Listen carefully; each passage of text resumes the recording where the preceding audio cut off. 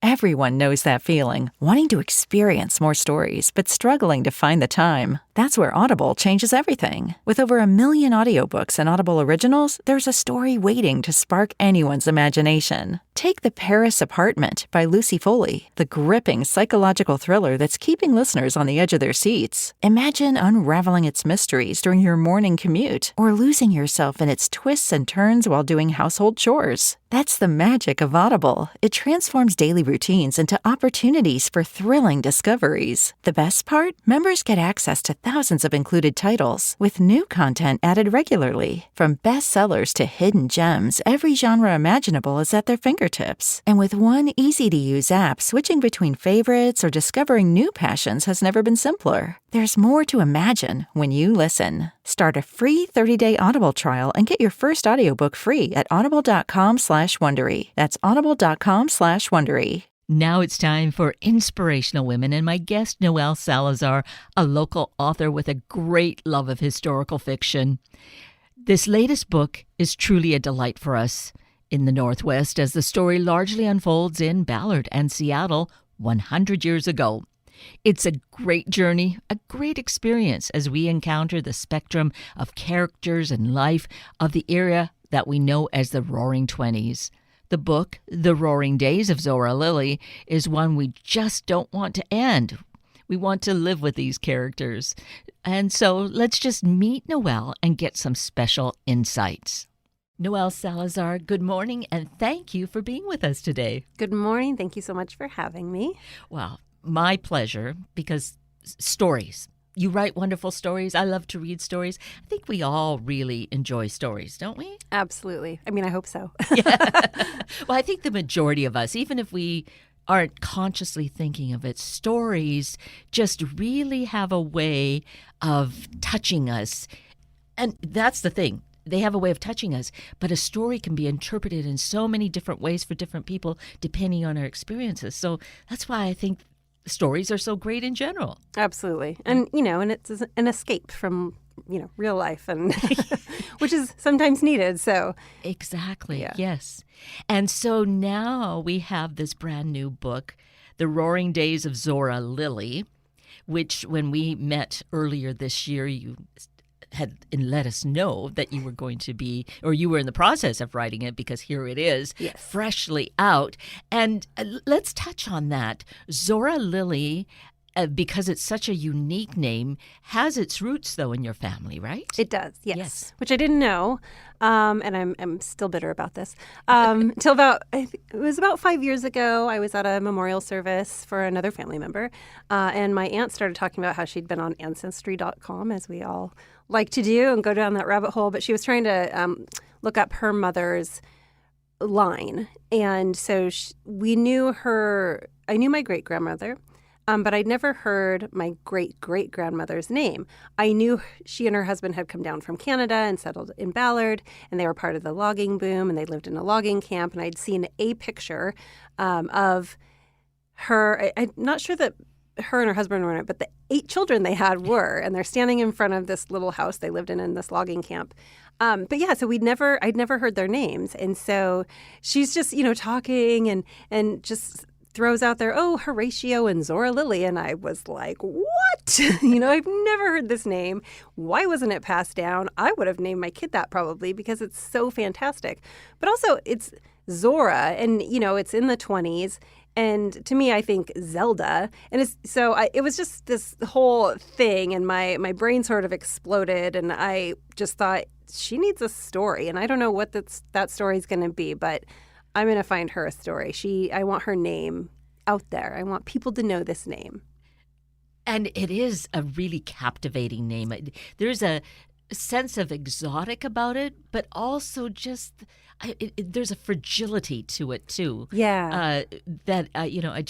Which I think comes through in the story too, Good, right? good, yes. In terms of the person that Zora is, and who she is as she evolves. Yeah, it has that kind of delicate beauty about it. Yes, thank right? you. Yes, I think so too. So maybe that kind of just spoke to you as to who she would be. Yeah, I mean, it was this fantastic and, like you said, sort of exotic sounding name that seems like so maybe out of place, but also not for that time. Mm-hmm. So yeah, it just stood out, and I couldn't let it go. And I think the Lily part of it is what kind of makes it very endearing and sweet and delicate. And then Zora sounds kind of powerful and sassy. So I just had to find something, some way to bring her to life in some way, shape, or form. And what's kind of interesting and sweet to me is that the real Zora Lily, she was actually illiterate, which is not uncommon for that time. But the fact that I write stories and my great-great-grandmother couldn't even read them, is sort of sweet to me. And I imagine that, hopefully she'd get the audiobook if she was around, or we would read to her. Exactly. Or she then might be prompted to want to learn to read. Exactly, yes. You never know how that happens. That's the better answer. Well, but in all fairness, audiobooks are really great. They are, and yes. they certainly have a role in our lives these days. I mean, I had never actually been able to listen to audiobooks for years, unless it was nonfiction. Then it felt like the person, it was usually the person it was about was telling this story. And so I felt like I was sitting down in their living room being told a story by them. But when it was fiction, I kind of would get pulled out. And I think sometimes it was because I'd get so sort of excited by a detail they gave that my brain wanted to go somewhere else and make another story. But this year, I fell in love with audiobooks, big time. It's now an obsession. I cannot not have one going. Oh, isn't that? Well, they are a great way to accompany us if we need to do something as mundane as housework. Yes, or absolutely. if we're even cooking and we're on our own. I do puzzles to them. I go for long walks listening to them. I mean, even if I have only 5 minutes in the car, I'm running to the store real quick, I will throw it on. I want to know what's happening next. So yeah, I love it. So is this going to be an audiobook? It is, yes. It is. Yeah, okay. Absolutely. Are you going to narrate? Oh, no. No. I don't want to. No. Nobody wants to hear this voice. Well, no, I wouldn't say that. But, we have our niches and, where we feel comfortable. I mean, audiobook narrators are magic because all the different voices they can do. And I mean, I cannot do that. So I leave that to them, definitely.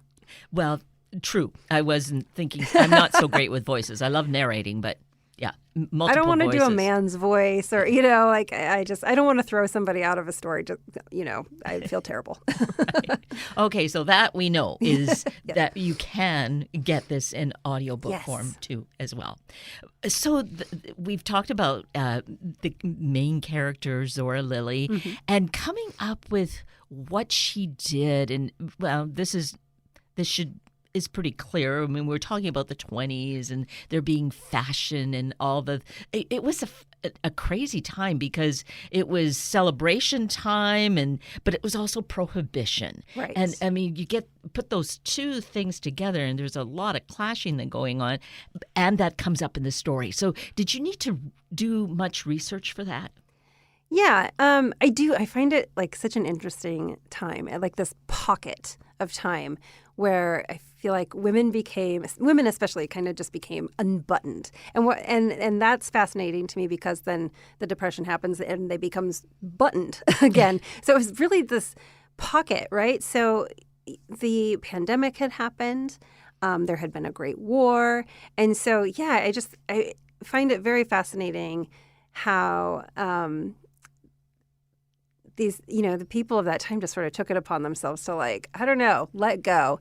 And it was fun doing this research of what was happening with the bootlegging and what the women were wearing and getting into. And I felt like I went down so many different rabbit holes, and I had just notebooks where I'm just, I've scribbled so many things and trying to get them all into the book, and then this doesn't fit here, but oh my gosh, it's so fantastic. And that's always the hardest part, I think, of writing is just you write so many notes, you've done so much research, and you can't possibly get it all in there.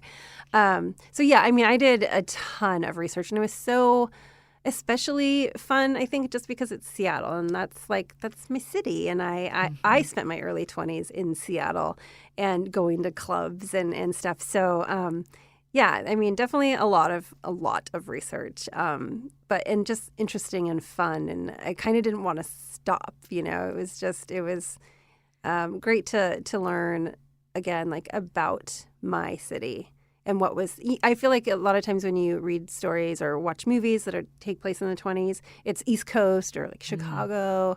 And so it was very interesting to me to like learn about my home, what we were doing, what we were up to. And that is one of the big things about this story, about the book, The Roaring Days of Zora Lily, for us, because it's set in our city. Yeah. And I know feeling like, oh, this is Ballard, gosh. But it was going all the way into town. And you can appreciate that, even now, actually, it's a trek to get to Ballard. Yeah. But to appreciate what it was like then, it was like quite a separate city in that way. And mentioning the Smith Tower, Zora being able to see the Smith Tower, and trying to envision where were some of these larger homes situated, thinking of Capitol Hill. Were they on Capitol Hill?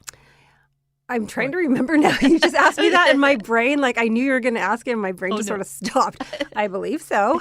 Well, when one's working on a new book. That's what happens. You shove all that stuff back. Yeah. It's funny too, like, I doing all the research and looking at the city because, there's the Great Fire of 1889 that basically like took everything out. And then, the log boom was happening and there's these pictures of like, they had taken, down a lot of buildings that, some had burned or whatever. And then you'd see these massive houses that were left on top of hills that they ended up like building around and building up to create new communities. And so, it was just so fun to just kind of like envision all of it and just especially the Smith Tower and how, that was like her glory days and the tallest building at that time. And now she's just sort of dwarfed and still so sweet. Yes, absolutely. And there is, if people haven't found this, there's a certain angle where it's, you can look at it and you see the Smith Tower and then the huge, tall Columbia Tower behind it. And it's just interesting how that perspective really shows what was the highest and what is the tallest now, and it's just, I'm gonna have to go find that view. If you look if you have to be kind of on the south end around the stadiums in that area, and you see that, but it continues to be a glorious building. It's beautiful. Yeah. I mean, I went in there because they have the speakeasy where you can get food and drinks, and then there's like I don't know if you'd call it a balcony, but you can walk like all the way around and gorgeous views, of course. And so that's really fun to do. I'm actually hoping to do that next week, like take a little kind of jaunt downtown and take some pictures of different places that are mentioned in the book. So yes, and have those on your website. Exactly. Right. Yep. Totally makes sense. Yeah. Yeah. Ooh, see, something further to look forward to. But the book is freshly out, so we should be looking for it, or if we don't find it, of course, ask for it at our favorite bookstores. Absolutely. October 3rd. And get it and get immersed in this story because it's just so fabulous. There's so many wonderful things. Family, of course, being a part of it. And you were saying how there was the family of 8 kids. Yes. And that bond is so important to Zora. And you and I talked a bit before we actually started in earnest in this conversation. And family obviously is very important to you. It is, yes. And my own family that I've created is so incredibly important, but I've always had really strong familial bonds. I have wonderful, funny siblings, and my parents were always just fun, and our house was kind of filled with music and a lot of laughter, and my grandparents were amazing people. My grandfather was a Marine. His wife was like the feistiest woman you'd ever meet, but just like the kindest, and they were the kind of people that just like, you are not a stranger once you come over. You are now family. And so I wanted to give her that. I wanted her to always, kind of come back to them and always have them on her mind. And because, I feel like that's something that I do. I'm always like wanting to make sure that everybody's included or I don't know, feels loved and feels wanted and stuff. And so I think, she never loses sight of like where she comes from. And she never really she kind of distances herself because of need. but they're always on her mind. She's, and later in the book, she is still including them in some ways. Like it's very important to her to keep her roots. Which is really beautiful and something that maybe in our society, because we've become so far-flung, is so incredible and needed for us to just feel that connection. And, I sometimes wonder why we have so many challenges and things going on in our world is because we've really become too separated. Yeah. If we really could stay together to our core and what our roots are. I have to say I am envious of there are cultures, that they keep their families like in a home, the grandparents, the parents, the children come back, or they take in the parents, and and I've always been very sort of envious of that, because you learn, like the young children learn so much from these older generations, and it keeps the older generations, I think, young and learning and interested and involved. And I just think it's just very important. It was hard for me in the last, I want to say decade now, I guess it is. Two of my siblings moved away, and we'd always been so close knit. And I had two uncles move away as well, and it was just like, oh my gosh, we're diminishing, and it's actually painful for me. I hate it. These are my people. This is my tribe. These are the original tribe, and so it's very, very painful for me to not have these, the two siblings not in the same state. So when they do come, we are just ridiculous. Basically pigpiling on each other. Doesn't matter how old we are. We don't care. We love each other so much. Yeah. And so I find that thread certainly is right there in your book. So what's important has its way of coming to the printed page, but in a way that is part of the story. But it's you. Yeah. Right? Yeah. So we find you and your values all woven through. Definitely. Yeah. Definitely. But so how did you decide that fashion was going to be what Zora would... Can you say? Or is that what? I don't know. I think I was just trying to find something that she could do on this tiny little level that could just be this very small thing that she can do with her mother that brings in this little bit of money, but that could be massive. Yeah. Because, I think of these grand designers, they had to start somewhere. And you imagine that they probably just started like sewing on some buttons or a snap or something, Yeah. And so I was trying to just find something that could be very small, but that could also be very big. And her trying to navigate where she belongs in that. And I think kind of the main theme of the story is not finding where you belong, but like deciding where you belong. Because she finds herself in all these different worlds, but ultimately she decides like she belongs in this space, and she creates that space. And I think that's, a lesson for all of us, to like, you can create the space that you belong in. You don't have to like be over there or over here. Like you can sit here and do the thing. It's like, I'm working on a new book, and I feel like the theme of that is like the grass is greener, where you tend to, where you plant it, where you take care of it. And so, I think for her, belonging and learning, like, create the place you belong is kind of a major theme of this story. But the fashion, it was just really trying to find like what could be small and then what could be massive, and where does she want to be in that.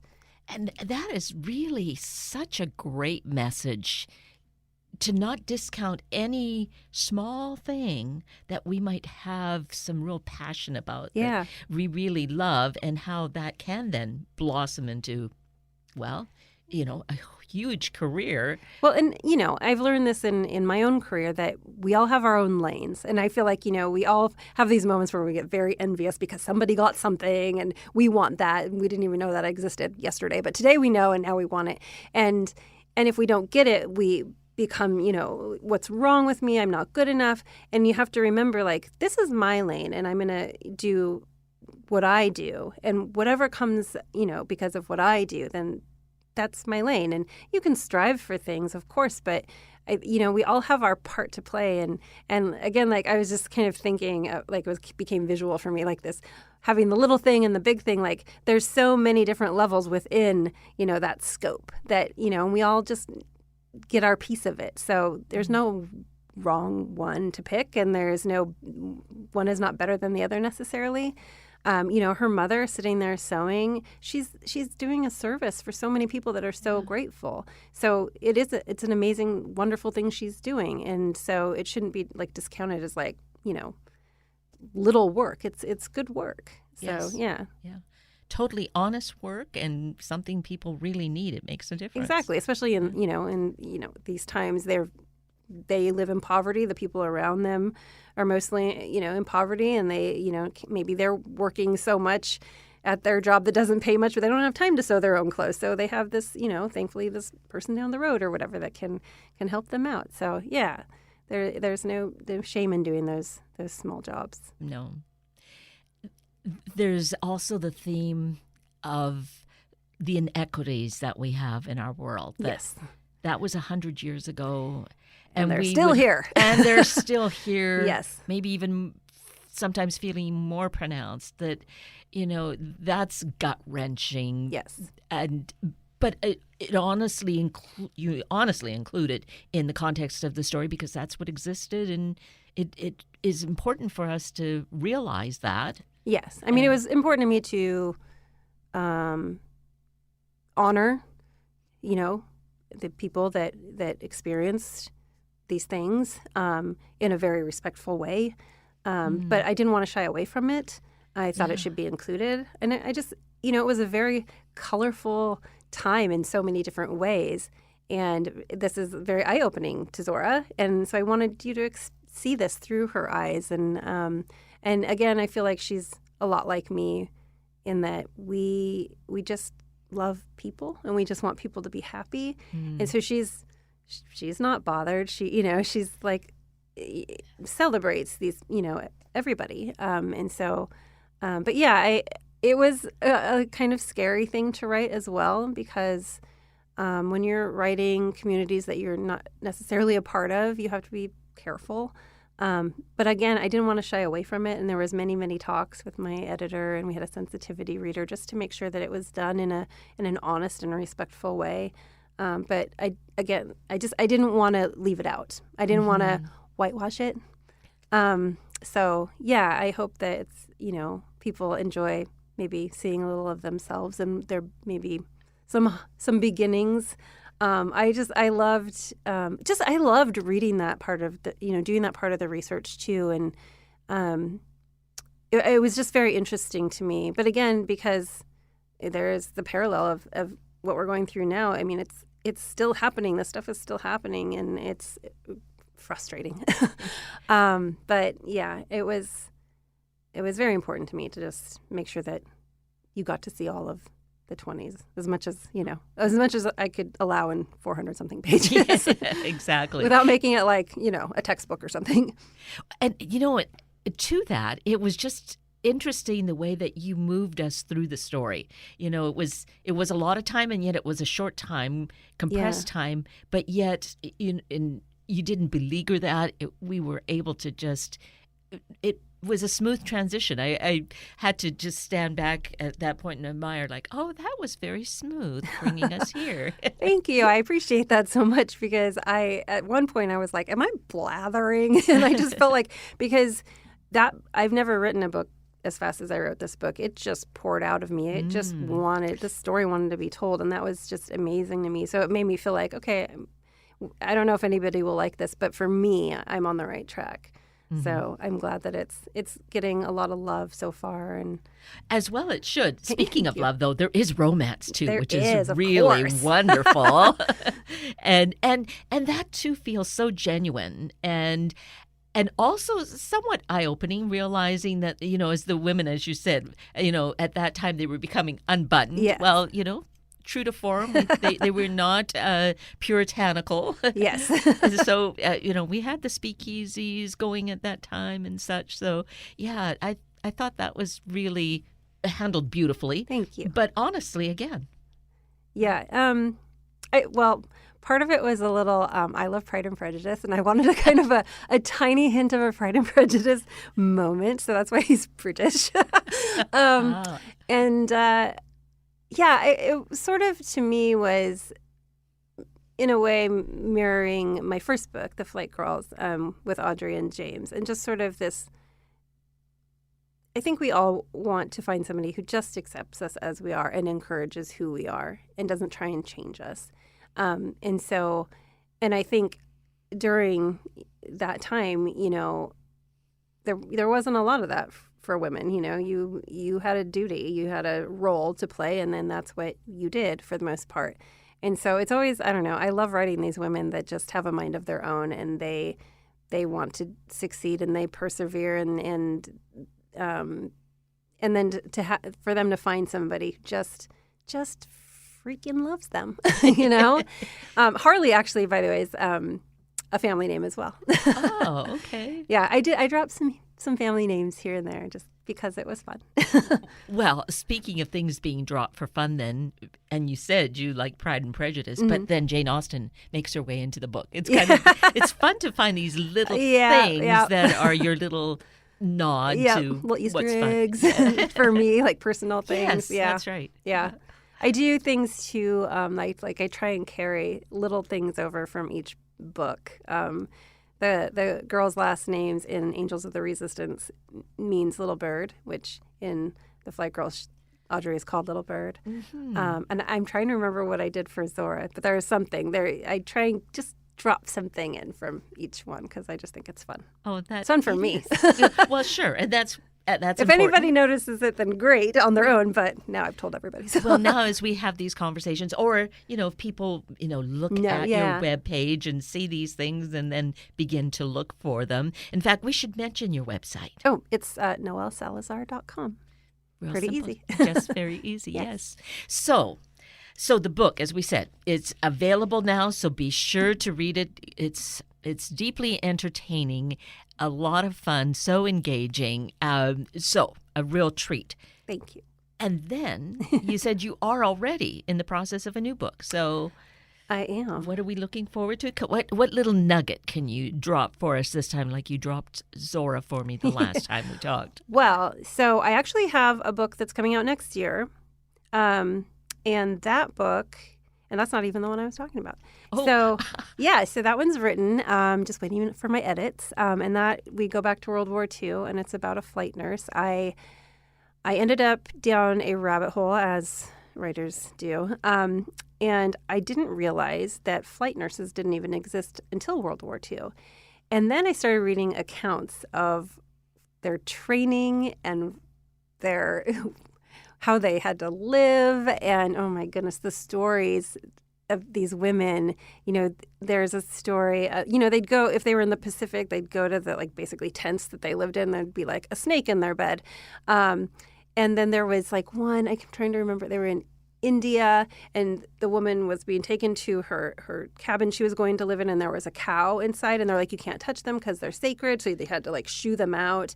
And then she wakes one morning to wetness on her face, and a cow is in there licking her face, and again, you can't touch them, so she's scurrying out trying to wave it away. And then in the Pacific they'd have typhoons, and their stuff would be washed away, and they're just dealing with all this, and then having to get on planes and tend to these wounded soldiers. Sometimes the wounded soldiers were actually prisoners of war, German prisoners of war, and then that would cause something on the plane.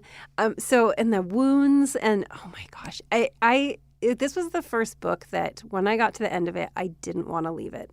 I've never not wanted to leave. I just wanted to stay in this world, and where are you going now? What are you going to do now? And so, but it is a bit of a dual timeline, and there's a present day story, and I love this book so much. I cannot wait for it to be in the world. But I am working on something right now that I hope will be coming out maybe in 2025. And it took me to a little town called Grassington in the UK. and they do this 1940s weekend. And so I got dressed up and I went to this 1940s weekend. It was amazing.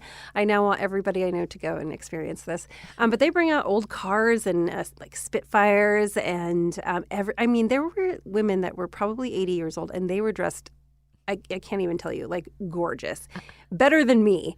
And men, and they're in uniform, there were these two guys dressed like they were pilots, and they had made these scarves that looked like they were blowing, so they had wires in them. It was hilarious. And they had these massive like mustaches plastered on their faces. I have pictures, I think, on my Instagram account. You should go see them. They're funny. But yeah, so it just inspired an idea. And so I'm excited to start writing that and hopefully go back to Grassington next year because I'm now obsessed. Yeah. Well, that sounds fabulous and Yes. something for us to be looking forward to because we'll certainly lose ourselves in the roaring days of Zora Lily. I hope so. And then we'll need something else. Yes, So, absolutely. thank you for being such a wonderful storyteller and Thank you very much. and wanting to share the stories that are burbling inside of you. They definitely are. They're trying to get out. Well, Noelle Salazar, it's been fun to meet you in person this time. Yes, thank you. Thank you for being such a, as I said, a great storyteller and for taking time with us today. Thank you for having me. That brings us to the end of a very full hour of Inspirational Women with Noelle Salazar and Sunday Morning Magazine with Antonia Bowering. I'm Kate Daniels, your host, and I greatly appreciate your sharing this hour with me and these special guests. For details you might have missed or information you'd like to know, please just send me an email, kated@warm1069.com, and I will get right back to you. Also, if you'd like to listen again or to share these important stories with your family and friends, find the podcast on our Warm 1069 webpage. Just click on the podcast tab, then either of the show names, and then look for the guest names. I now wish you and your family a day of being the best self we imagine we can be. Have a week of the same, and then please plan to join me again next weekend for another hour of Sunday Morning Magazine and Inspirational Women on Warm 1069. Good morning.